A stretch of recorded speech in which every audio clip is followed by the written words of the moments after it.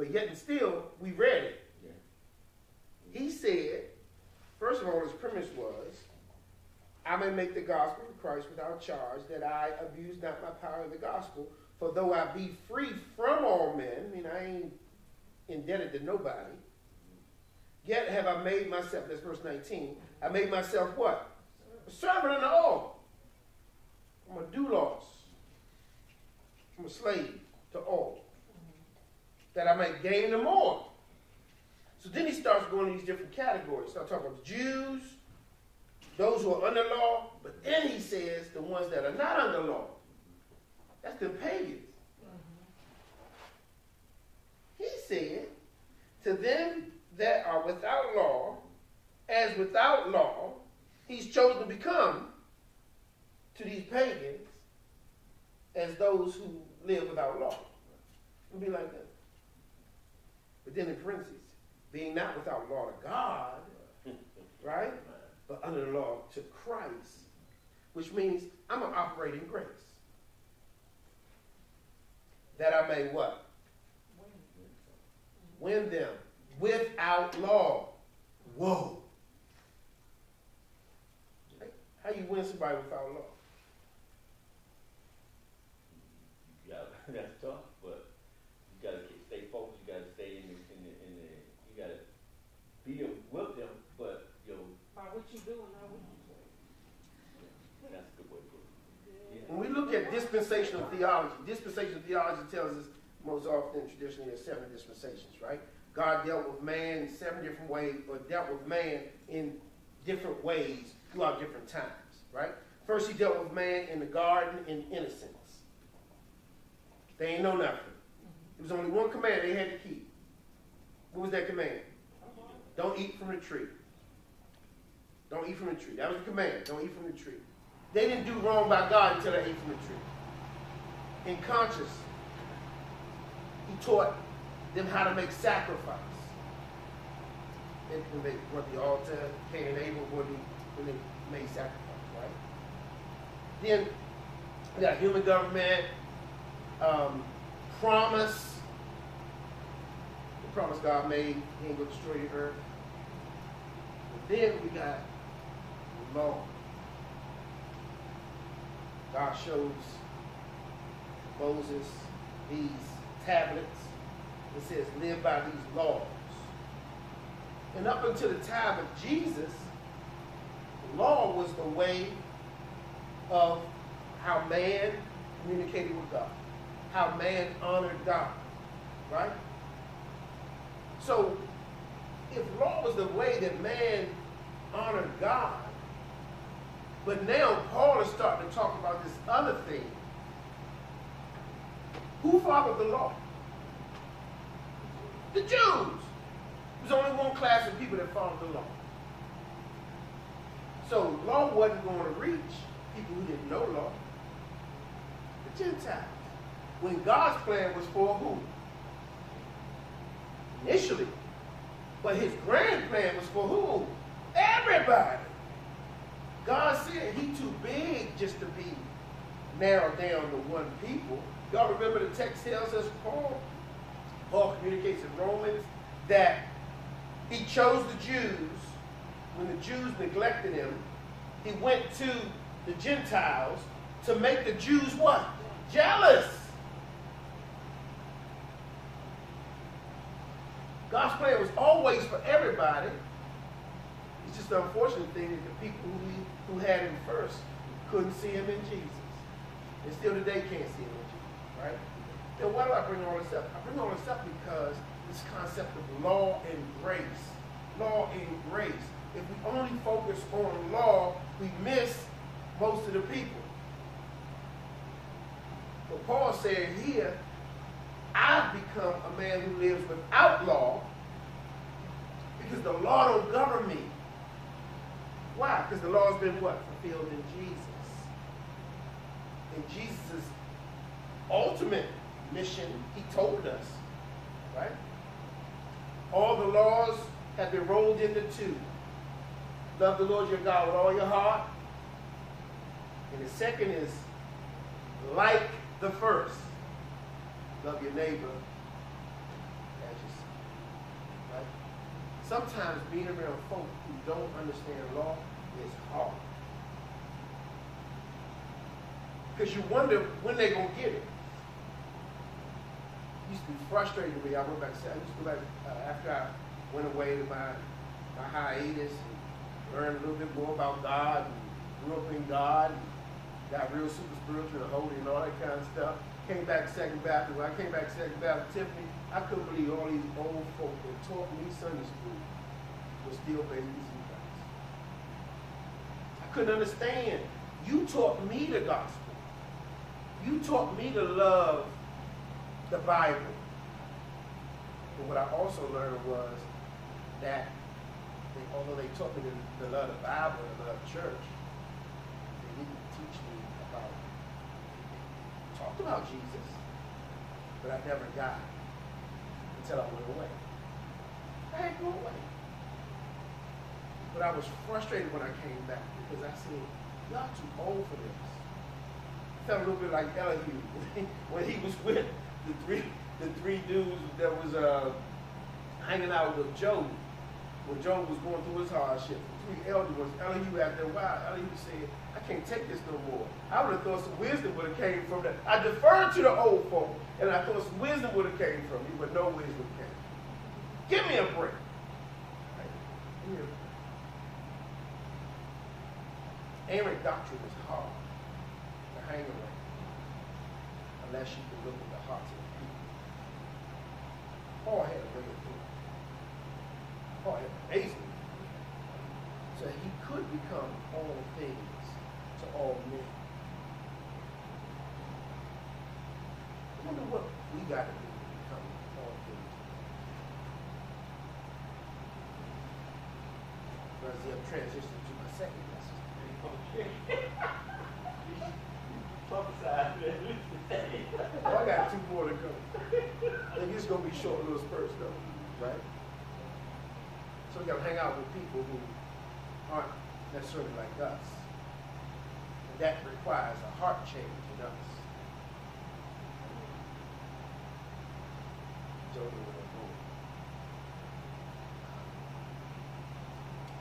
if you get a chance, can you go real quick to Mark the 6th chapter?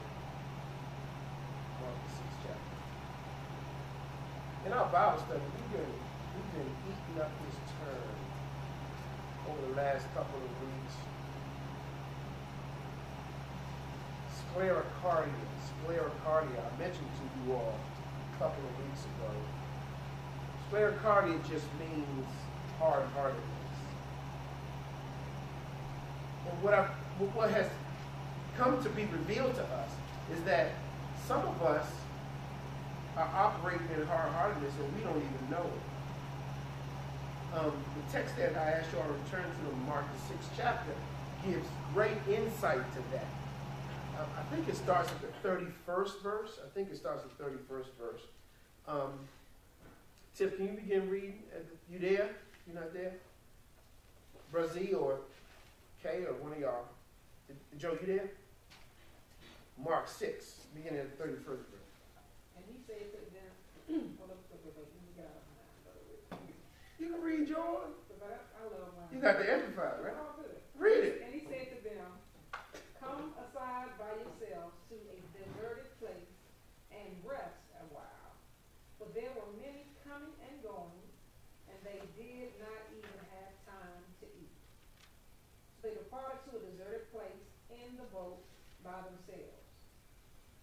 But the multitudes saw them departing, and many knew him and ran there on foot from all the cities. They arrived before them and came together to him.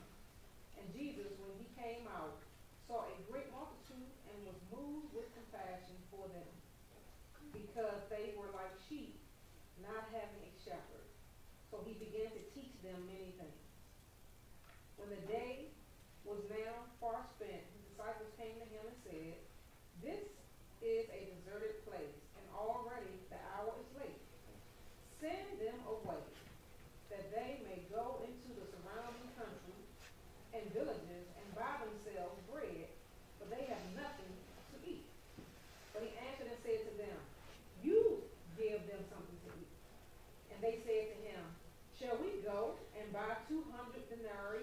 worth of bread and give them something to eat?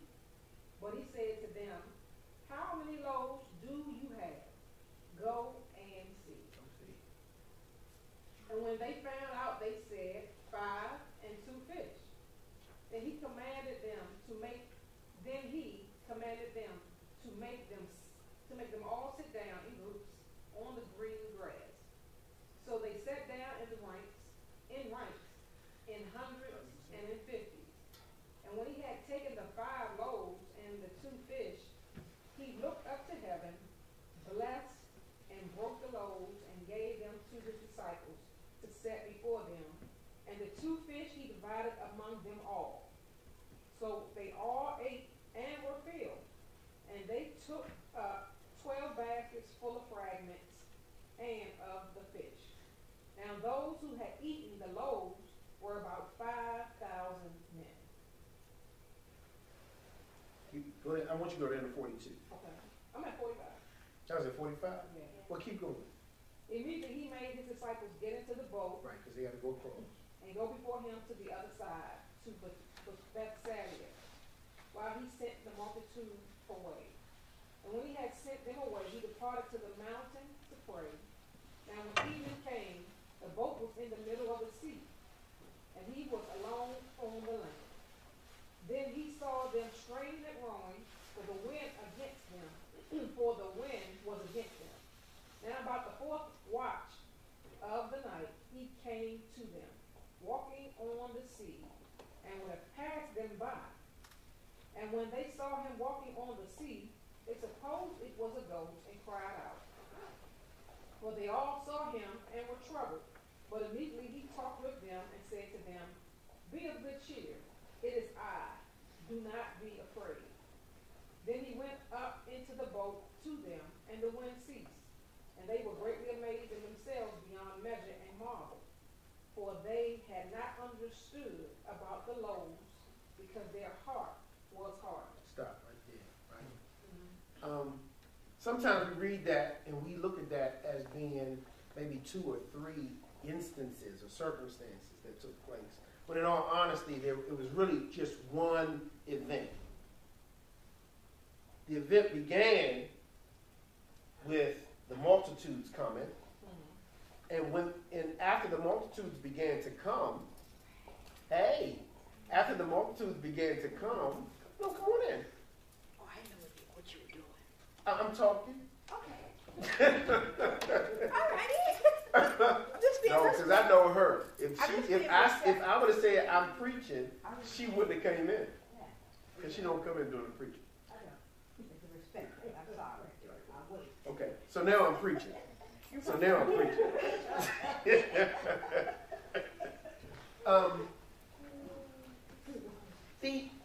The multitude started coming. And when the multitude started coming, Jesus begins to look at them with compassion.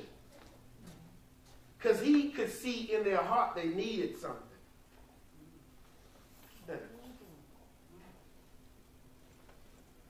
He began to feed them the word, to encourage them, to exhort them.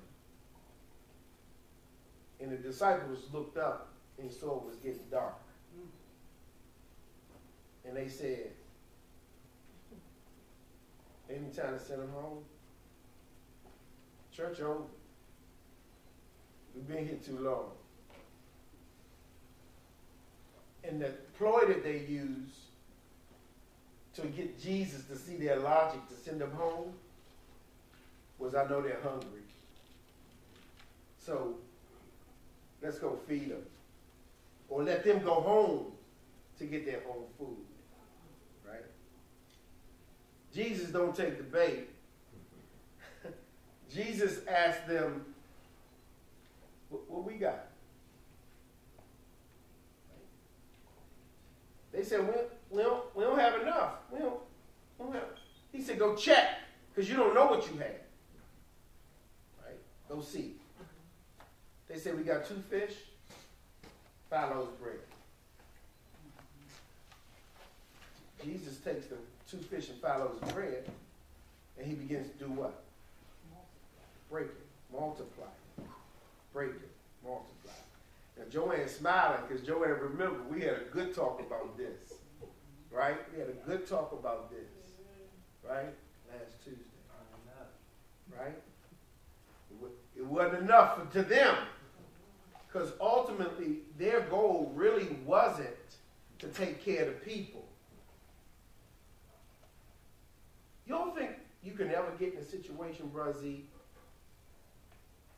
where we come to church and we feel as though the word is for us and only us? Or do we feel like the ministry that goes forward we should have a heart that the words reach the masses? Should we have a heart like that? Oh, yeah. But what happens when you become so ingrained in your own stuff? Amen. All the time it happens. Right? You on that morning bench, Brother Z. You on that morning bench. You on that morning bench, Brother Z. Right? I ain't got time to think about Sister Sally beside me. I ain't got time to think about Brother James right here. No. Because guess what? It's me. It's me. It's me, oh Lord. I am standing in the need of prayer. Right? It's me. Not my brother. That's what John P. Key said, ain't it? Right? It ain't my mother or my sister or my father. It's me. Me. It's me. But what happens when you come in and you so ingrained in your own suffering? That's what we talked about, ain't it? That you can't look at what somebody else going through. What causes that? And what happens when your suffering helps to contribute to your hard heart? Now she get the book out. She gonna write now. she gonna write now.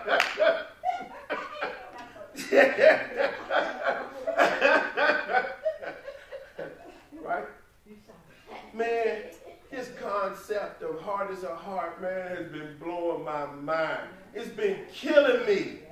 It's been killing me. Because as I begin to observe ways in which I got a hard heart regarding the stuff, the crazy stuff that I think people do that frustrate me to no end, and I'm wondering what is wrong with you when you have been called for the furtherance of the gospel.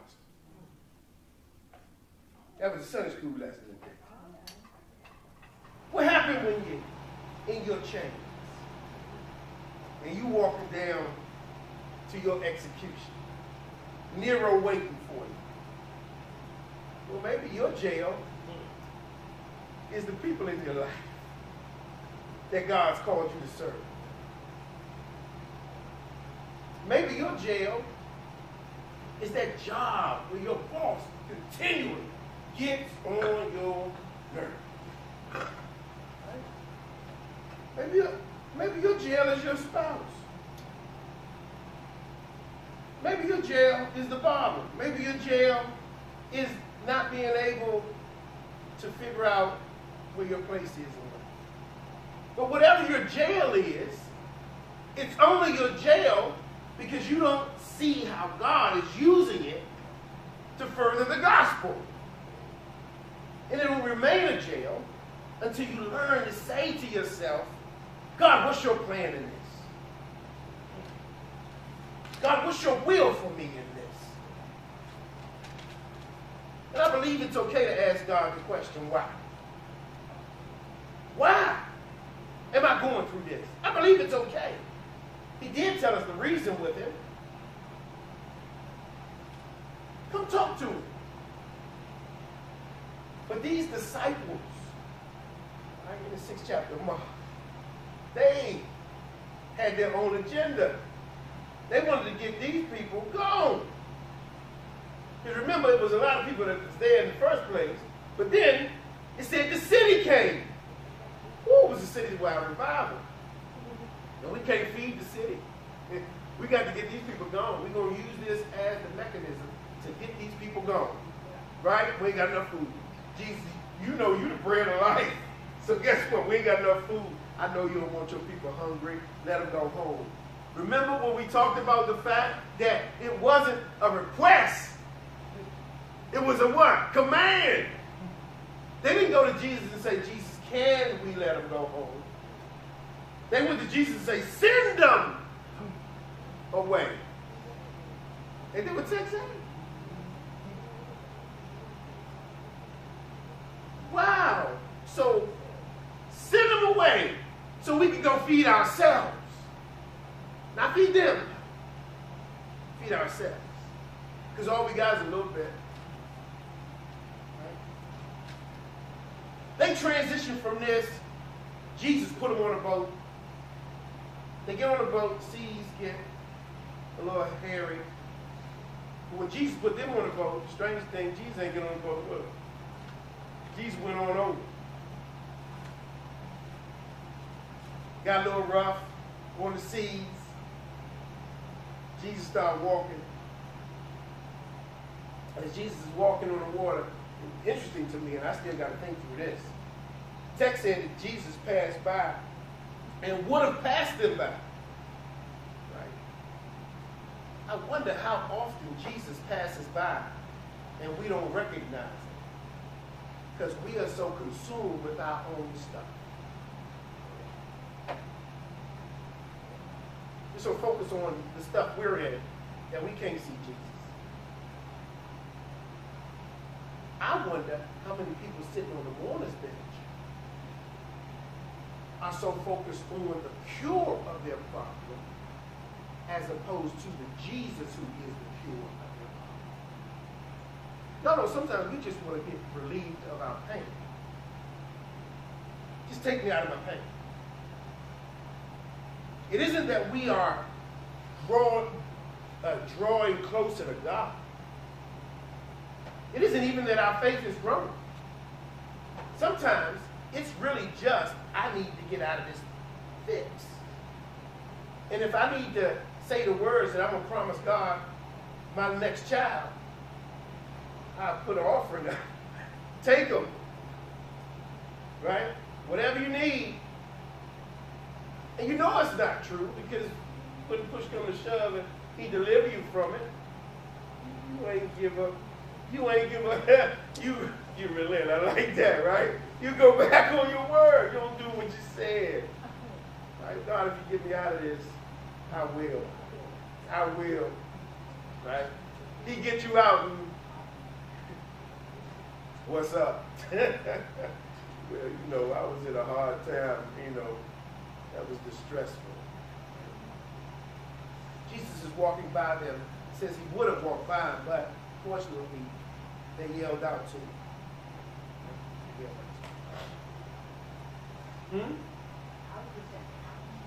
How many times? How many times? Right? We miss it. But what causes us to miss it? Hardness of heart. But we often don't even think about hardness of heart from the perspective of it's blinding you. Hardness of heart can keep you from seeing what's right in front of you. I was talking to someone about hardness of heart, and I drew a heart.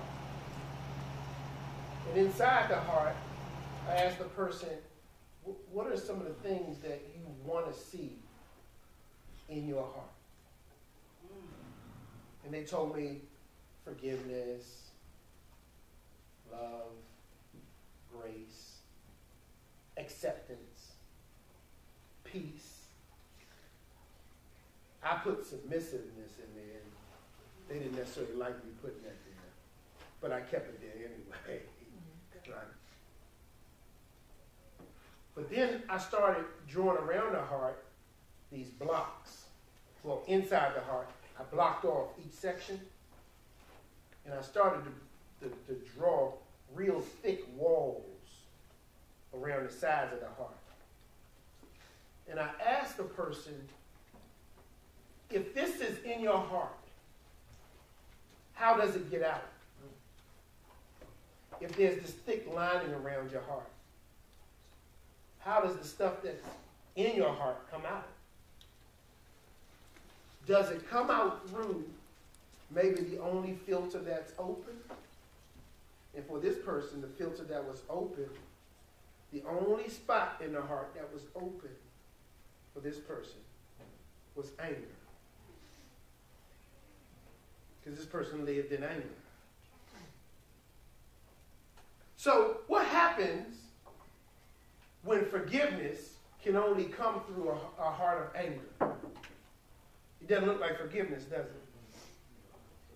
Looks like unforgiveness. What happens when peace that's in your heart can only get out through a chamber of anger? That peace looks like what? Torment. Because you can never receive peace in anger. Right? Bitterness.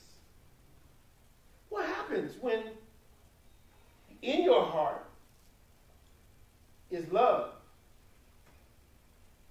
but it can only come out through anger? What does that love look like? A love that's steeped in anger. What does it look like? Control, bitterness, frustration. One of the things they put in there was patience. What does patience look like when it come out through anger, right? Brother Z, I can imagine sometimes it's hard, right? When you get around people, like we talk about people with doctrinal issues and all that kind of stuff, and you trying to be patient and wait, trying to figure out what's wrong with you, why you can't grow, and before you look up, you frustrated. Patience doesn't just turn into impatience. I think it turns into being exacerbated, right? Frustrated, exasperated, irritated, right? That's what impatience looks like coming through anger, right? Yeah. What I'm trying to figure out in me is how do I allow the stuff that's in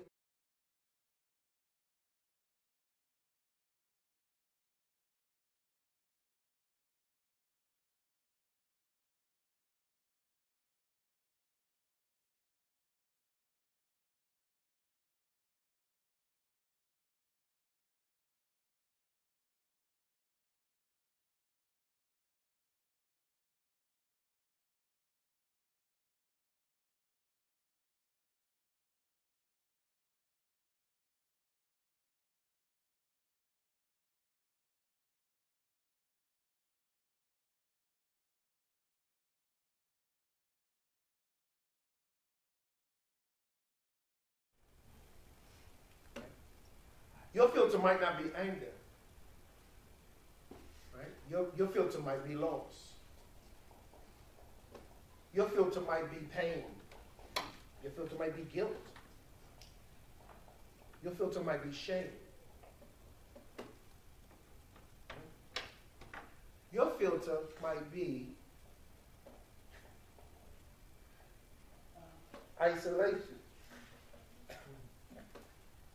Your filter might be, right? I'm on an island. You leave me there. You filter. But how does love look like? What does love look like? Because love is the Spirit of God, right? Love, God is love, right? So what does love look like when your filter is isolationism? What does love look like? At least I just look at you. What is that? You got a beautiful head, boo. Look at that thing. It's lovely. Yes, indeed. Yes, indeed.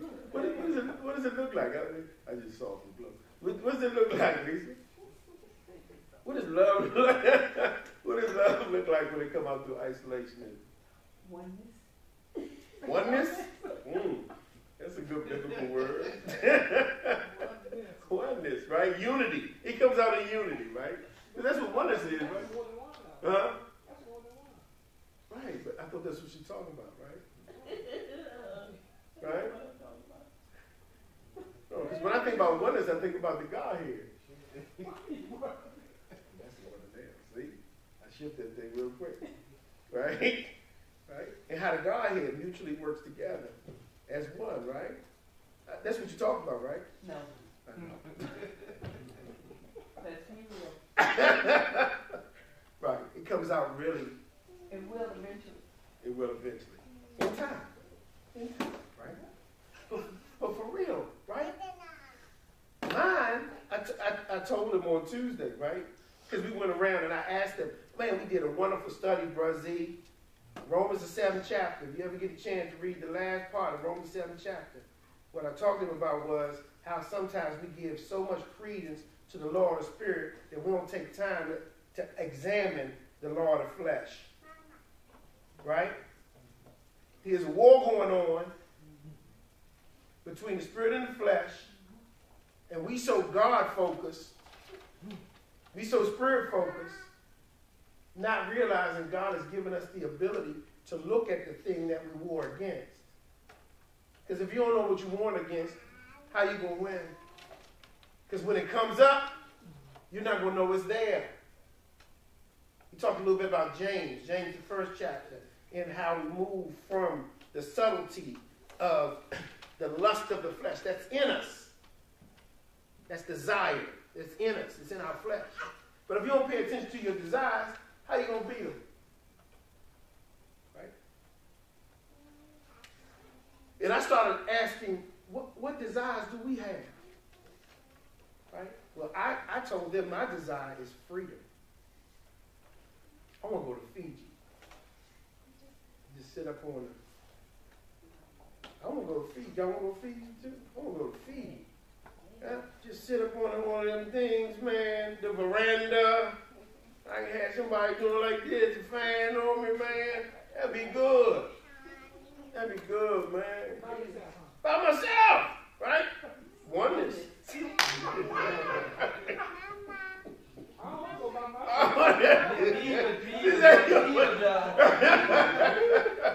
No. Y'all some community people, man. Y'all just community people, right? It takes one, but it's You gotta take at least one person with you. I don't need nobody. The one that's family. We can talk about the depths of life. Niggas can't like, no. Suppose the one that's family you ain't talking. Well, I might not be able to speak their language, but we're going to talk about something. We'll talk about something. What's my point? My point is that sometimes we become so ingrained in our own stuff, in our own mess. That's where the disciples were. It's amazing. I know it's all one story because Jesus, when he comes to them on the boat, he reminds them of the loaves. The lesson ain't over. You didn't get it then. That your hard heart was keeping you from seeing what my will was. What my goal was. My goal was to feed the people. Spiritually, then feed them physically. Show them that their lack ain't lack in me. You only saw 2 fish and 5 loaves of bread, but guess what? I'm the bread of life. I'll just keep breaking. You just keep giving. But what happens when you're giving and you ain't looking at the one who's breaking? We did a little exercise. Jolania said, well, I'm going to have to ask Jesus some questions. So if Jesus is breaking, everybody else could be working, but she's going to be a Murray. She's going to, how you do that? How you do that? How you take 2 fish and feed, they say 5,000 men. They ain't talking about including the children and the mamas and the children. They had 12 baskets left.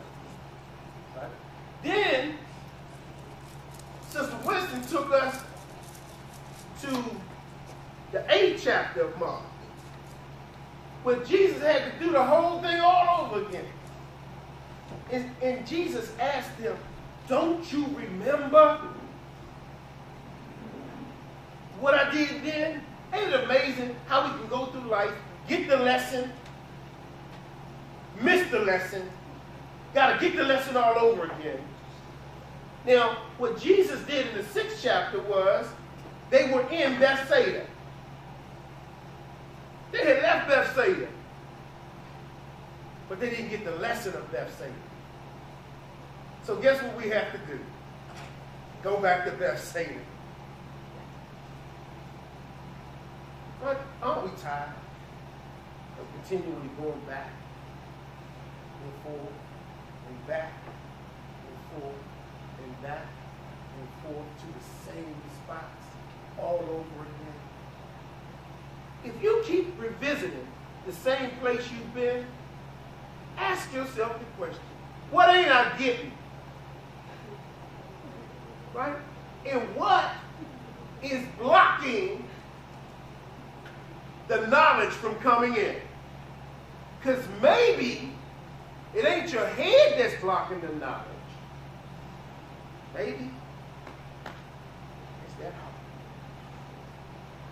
that's blocking our abilities from seeing what God's trying to show us.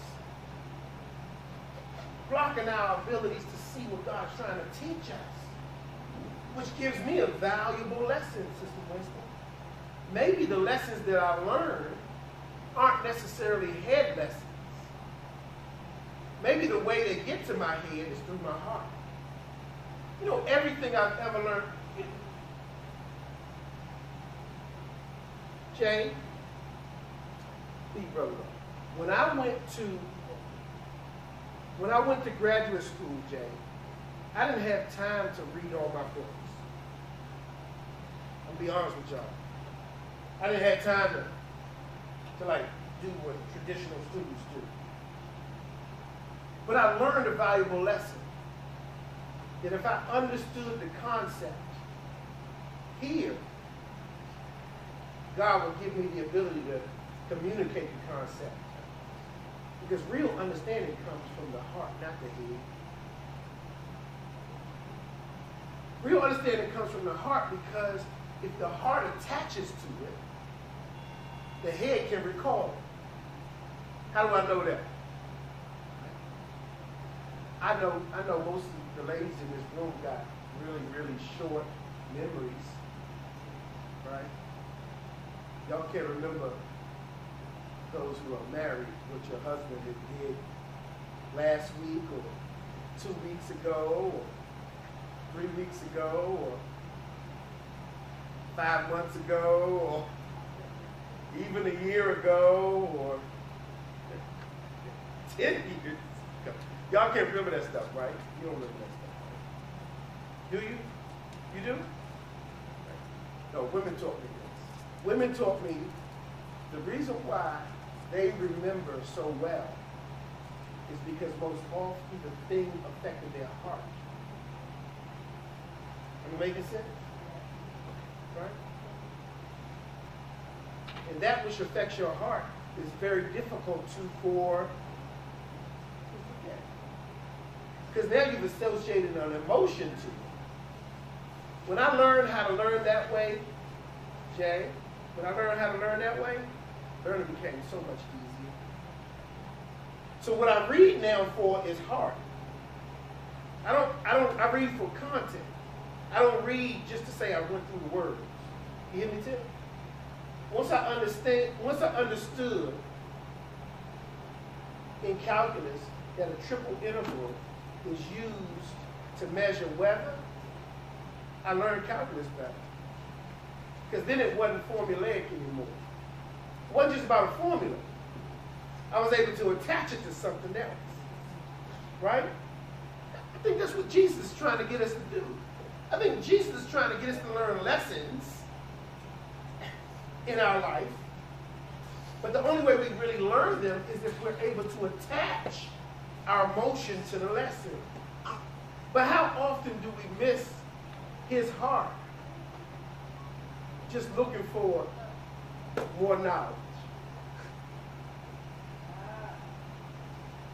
So we got a whole lot of Christians walking around with big heads and know a lot about the word, but they ain't got no heart.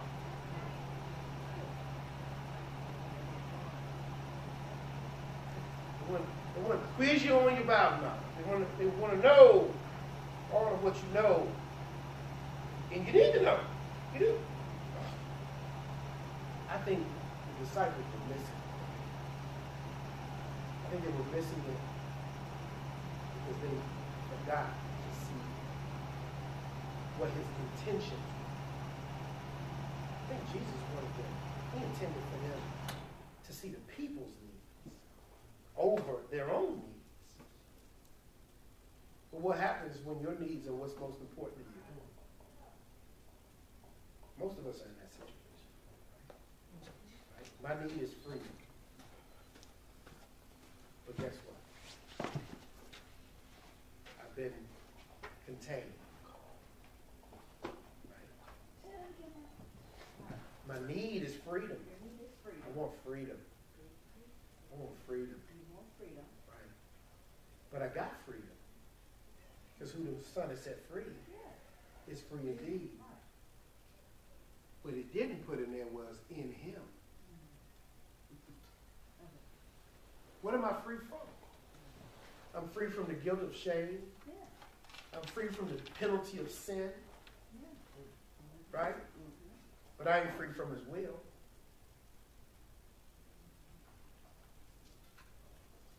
I ain't free from his desire for me. I'm not free from that which he's called me to do. I'm not free. I'm not free from suffering. Amen. And guess where the suffering comes from? The suffering comes, just like Lisa said, oneness, right? And I flipped it and said, yeah, the Godhead. Lisa said, no, that's not what I'm talking about. Right? Well, when I speak about freedom, Lisa, I think about freedom from the perspective of do what I want to do, whenever I want to do it, however I want to do it. I'm grown. I work. I make my own money. But that ain't what he's talking about. Romans the 6th chapter teaches me that, right? Romans the 9th chapter. 1 Corinthians the 9th chapter teaches me that, right? 1 Corinthians the 6th chapter teaches me that. But Paul says, guess what, dude? Right? Romans 6th chapter, right? Should we continue in sin so that grace may abound? God forbid! Just because you're free in grace don't mean you can do what? Cheap grace. Right? Just because grace is given don't mean you can just walk around doing whatever you want. Because that's bastardizing grace.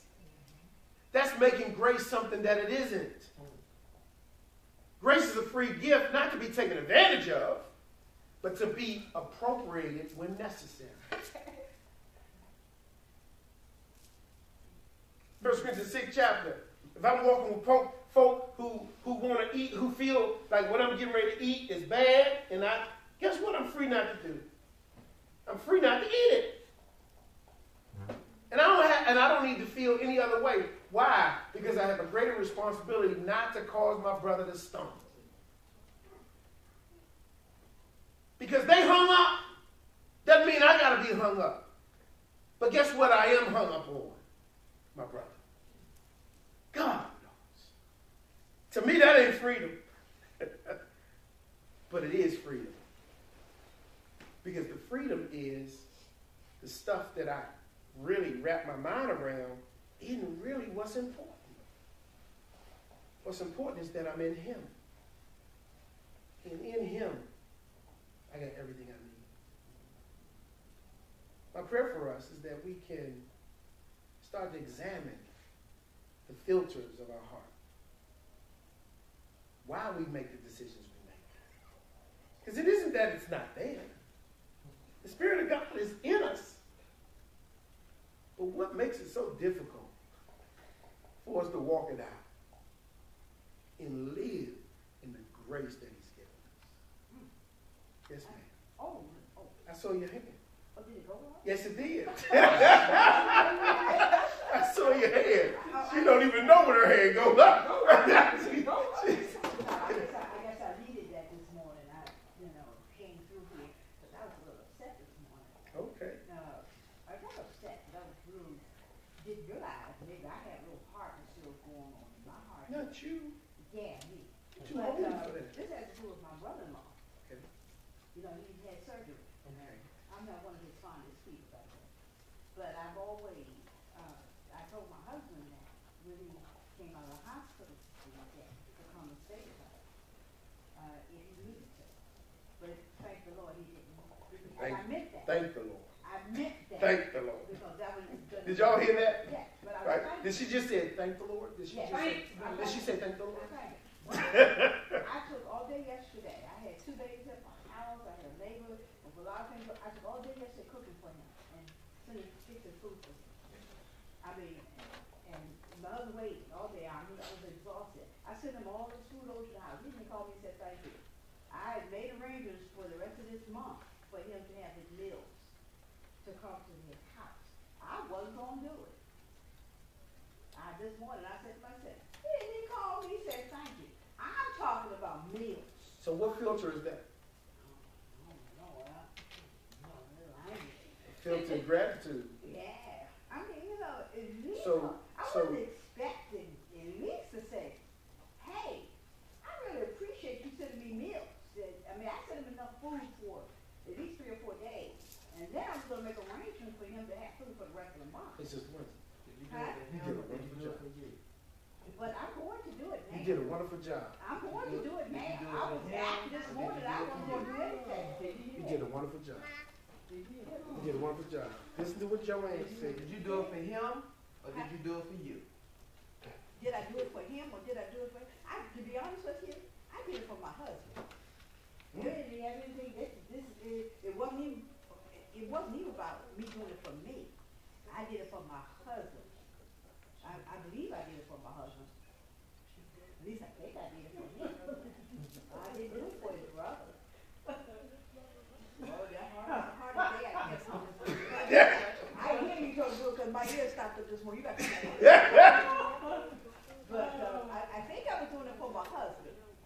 Because I'll do anything for him to make his life easy. Yeah, you did.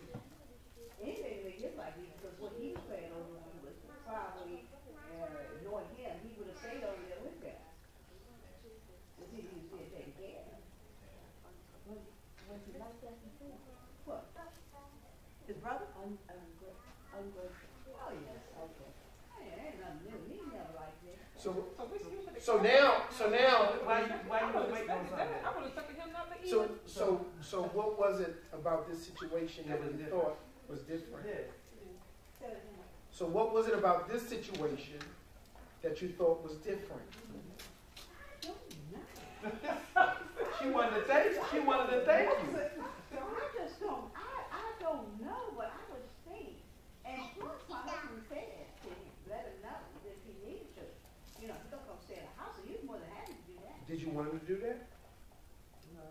This is hard to I'm hard out to work on me now. Did I want him to? She became what Paul said to all men. I wanted him to, if he needed to. If he really needed to, then I wouldn't have had any problem with him being there. I would have taken care of him. But I'm just glad that he did. I can't say I wouldn't have believed That he didn't have to come. that he didn't have to come stay with us. He has 4 children, grown children. He's 75 years old. Where are his children? But anyway, it's not so. Hey, y'all do me a favor.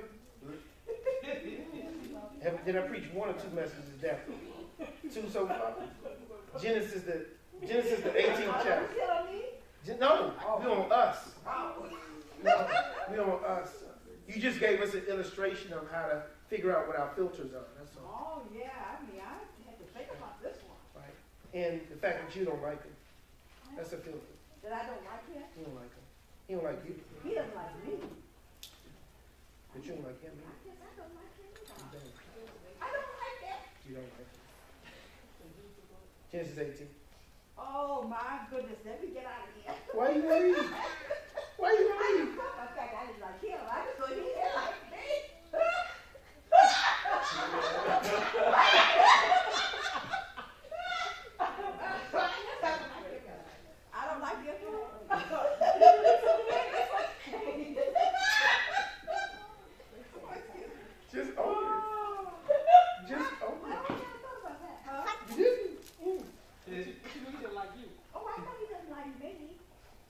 But the way he talked about him, I don't think he liked it.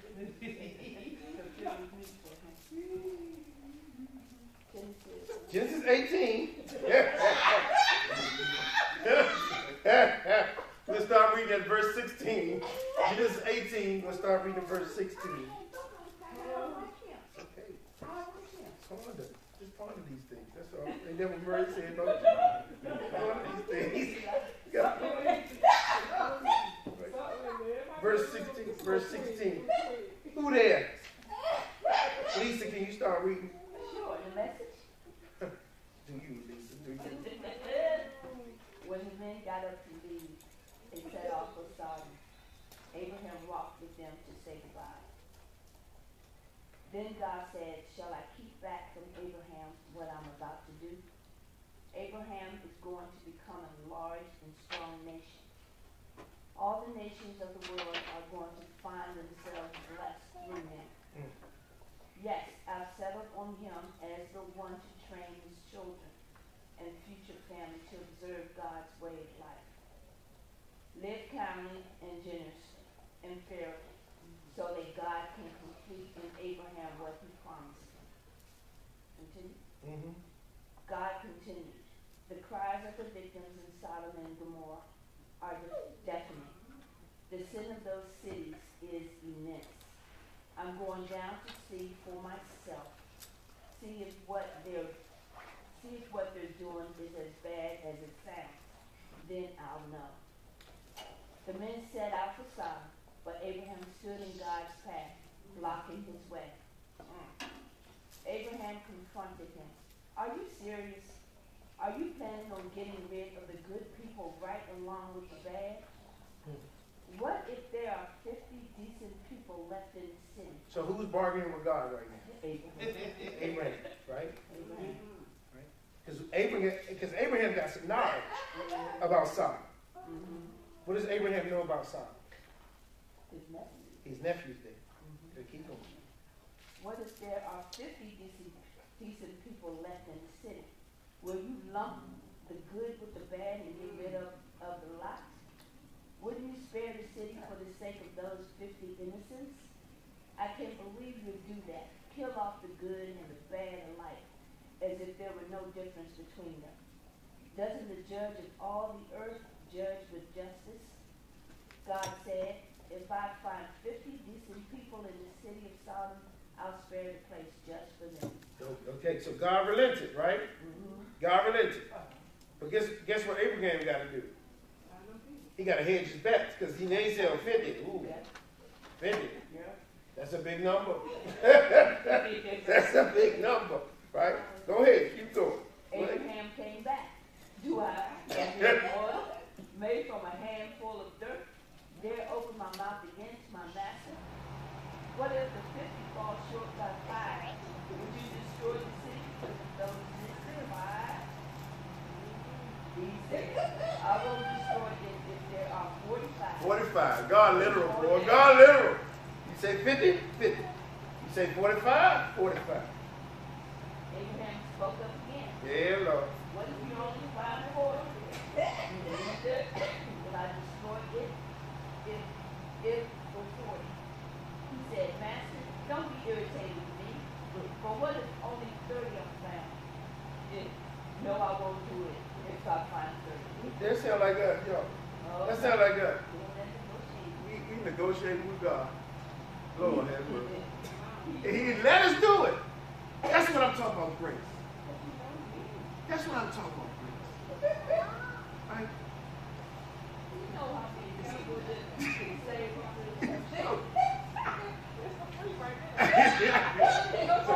Go ahead, Lisa. Go ahead, Lisa. Verse 30. You did, yeah. He said, Master, don't be irritated with me, but what if only 30 are found? No, I won't do it if I find 30. He pushed on. I know I'm trying to be patient, Master, but how about for 20? I won't destroy it for him. He wouldn't quit. Don't get angry, Master. This is the last time. What if you only come up with 10? For the sake of only 10, I won't destroy the city. When God finished talking with Abraham, he left, and Abraham Bargaining with God, right? He ain't no problem. He pushed it that far. He would've went all 10. I would've whooped. He went to 10. Nephew, brother. My one nephew. He went to 10. He had one. Because that's his family. Lot and his family. I can at least get them out, right? I can at least get them out. Because at least they will be found faithful, right?